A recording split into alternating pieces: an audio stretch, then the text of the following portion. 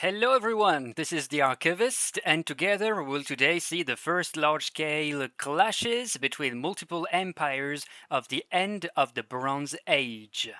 Thank you for leaving a like and subscribing to help the channel grow. Let's go for this 14th episode of 5,000 Years of War in the 14th century before Christ. In 1345 BC, Humban Umena I of Elam dies after expanding his zone of control during the past 10 years in nowadays western Iran. While this time, the Hittite Emperor Suppiluliuma I attacks, vanquishes, and submits Arzawa right here. And in Arzawa, King Enzapadu had recently attacked Hittite borders. Another empire of the time is the Mitanni of Hurrians. Emperor Tushrata had been assassinated by one of his sons recently, and inner instability had ensued, one brief Artatama suffering a defeat against the Hittites and struggling against Assur-uballit of Assyria. But now, with the rise of Shatiwatza, everything will change. Shatiwatza has been in exile in the Hittite court, and here he comes back to Mitanni with the blessings of Hittite Emperor Suppiluliuma I, who even offers him soldiers led by none other than his own son, Prince Piyaselis. With this help, Shatiwatza is able to settle in Eridu between Carchemish and Haran, I should say. The latter may be destroyed in the process. The trick is that one Shutarna III is also reigning in Mitanni from Wasugani in the south. So somewhere over here, we suppose. You see it coming, right? Shatiwatza, Shutarna III, there can be only one ruler in Mitanni. And as the more, the merrier, King Assur-uballit I of Assyria chooses this very moment to come and take Alsh between Tigris and Euphrates and attack Wasugani, the capital of Shutarna III. Naturally a bit embarrassed, the Mitannian, or Hurrian, it is the same, asks his very rival Shatiwatza for help. Happy to oblige, this one, still accompanied by Prince Piyaselis and his Hittites, advances against the Assyrian army, and, intimidated, Assur-uballit I, thinking that discretion is the better part of valor, withdraws towards Assyria. Shatiwatza is then in a position to declare himself emperor of all Mitanni. He is, of course, vastly in the debt of the Hittites, Emperor Suppiluliuma I making his son Piyaselis king of Carchemish in reward for his actions throughout this campaign. A few years later, in 1340 BC, Hurpatila of Elamat, maybe a part of Elam, temporarily takes Babylon, doing this. He takes it from the Kassites. How dares he? The Kassite Kurigalzu II, master of Babylonia or Karduniash, will soon retake the famous city and then go on contesting the looming hand of Assyria. Assyria of King Assur-uballit I has been extending over the Kassites lately. Kurigalzu will even try to invade Assyria before 1330, threatening the capital Assur itself before being repulsed. Here you can see a very old dagger that was Kurigalzu II's very property.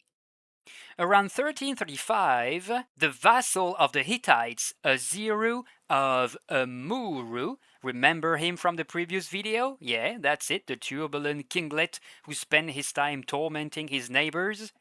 Well, he feels so bold now that he declares himself king of Damascus and Byblos. He can die happy now, as the Hittites have too much on their plate to come and scold him. Slightly later, the minor Anatolian kingdom of Mira, just northwest of Arzawa, is in turmoil, as King Mashuluwa must face a revolt of some local noblemen. He seeks refuge at the Hittite court of Suppiluliuma I, who offers the aid of Hatti, and Mashuluwa is soon back on his throne, the rebellious eliminated. In the end, it is the son of one of them, Kupanta Kurunta, who will succeed to Mashuluwa, being adopted by his king. What odd turns can life take sometimes. While this time, Kurigalzu II of Gorduniash, king of Babylonia, scores a success in Elam against Untash-Napirisha, the Egelakid. But he doesn't stay to occupy the land. Here are the remnants of the ziggurat of Dur Untash, now Shoganzabil, in what's now Iran. 1322 BC, as Suppiluliuma just died from a plague, like his father, the new Hittite emperor Arnuwanda II has to face the Gazgas plunderers from the north. The Arzawa rebelled under his king Uhasiti, and some Hattis, so Hittites themselves, revolted after the plague epidemic. Arnuwanda dies the following year, and his son, leader of his bodyguard, becomes Mursili II. He'll have the difficult task of fighting Arzawa to the west, its ally Ahiyawa, a small and little known kingdom, and the young coastal city of Miletus, also an ally of Arzawa. Before 1318, he'll also fight, of course, the Gazgas, repulsing attacks and then counterattacking them. 1322 is also the possible time of the end of Tete of Nuhashe and Etakama of Qadesh rebellions against the Hittites, with the help of the Amorites of King Ari Teshub starting his own reign. Tete loses his throne, not Etakama, luckily pardoned. We can move on to merrier days, maybe. In 1320 BC, Kurigalzu III of Babylon dies after conquering Elam and resisting Assyrian aggressions. Also, Mursili II, the Hittite, tames the Arzawite or Arzawan rebellion, taking the capital Apasa and pushing King Uhasiti to take refuge in Ahiyawa, where the local kinglet betrays him and delivers him to the Hittites. All these lands are back into Mursili II's spurs. 1318 BC, further state proposed for Assurbanipal I of Assyria's passing away. He allowed the Assyrian Middle Kingdom to emerge at the expense of the Mitanni, opposing many war chariots to its Hurrian people.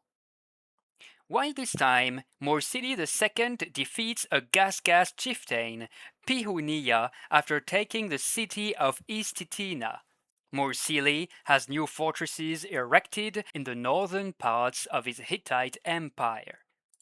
Moving on to 1314, Etakama of Qadesh and Ar-Halba of Ugarit form a small alliance from here, then, against the Hittite occupiers. The next year, Horemheb, the true successor of Tutankhamun of Egypt after Ai's short reign, sends troops to support these rebels. So, in 1312, Mursili II, pretty upset with the support of his brothers, the kings of Aleppo and Carchemish, Piyasidis in this second case, fights off the Egyptian expedition and tames the rebels of Qadesh and Ugarit. Etakama is killed in the siege of Qadesh, and Ar-Halba is replaced by his brother Nikmepa VI.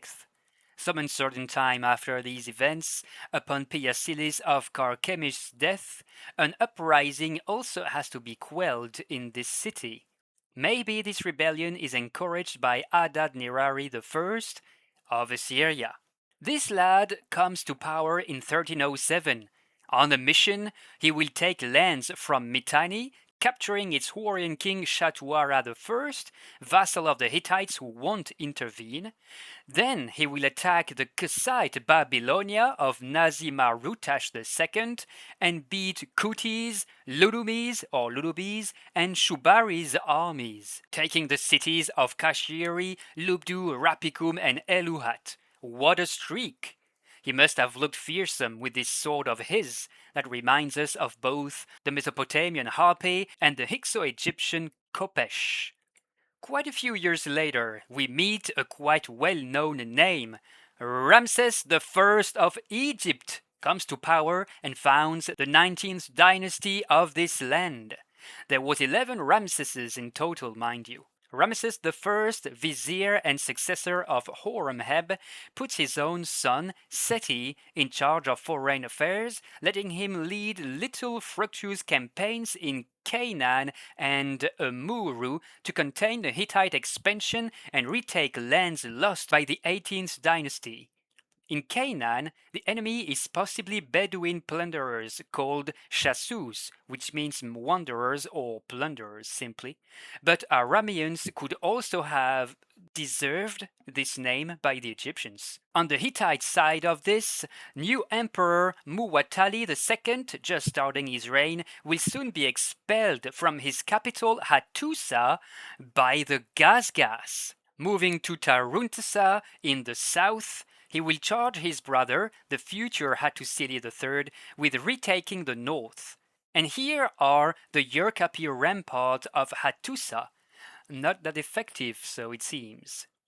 Next, in 1294, Seti I relieves already Ramses I on the throne of Egypt. He continues the fight to retake the lands lost north under the previous dynasty. Hittite Emperor Muwatalli II comes to meet him on the field, and a great battle takes place at Qadesh, city of Amuru. It is not yet the big Battle of Qadesh that we will see soon. This one, Battle of Qadesh, the first one, turns in favor of Ramses I, but the city itself remains under Hittite domination, Pharaoh lacking strength to durably occupy the region, where some skirmishes will occur for some time. At least, Seti I reinsures somewhere in the course of his reign Egyptian dominance over Katna. The following year, the small region of Mira, part of Arzawa in western Anatolia, revolts against the Hittites, but it is promptly brought back into submission by Emperor Muwatalli II. In 1289 BC now, Seti I, father of famous Ramses II, still has 10 years ahead of him. He defends his frontiers against Libyans westward, but also has to struggle with some vassals that try to join the Hittite side northward. More on this war between the Hittites and the Egyptians in the next video. And then, around 1280, we see the first signs of the arrival of the Dorians, come from the north through Thessalia in Greece. The local Mycenaean civilization knows a first shock that includes the destruction of Thebes' palace in Boeotia. Up until the vicinity of Mycenae, most powerful city of this civilization in northeastern Peloponnese, settlements are destroyed because of the Dorians and or inner struggles. Here is the Lion's Gate of Mycenae, still standing today. But it is time to take a break. And a good one, as next episode is the huge Battle of Qadesh, and the Bronze Age is soon to come to an end in a real cataclysm of destructions. See you in the next video, friends. Bye bye.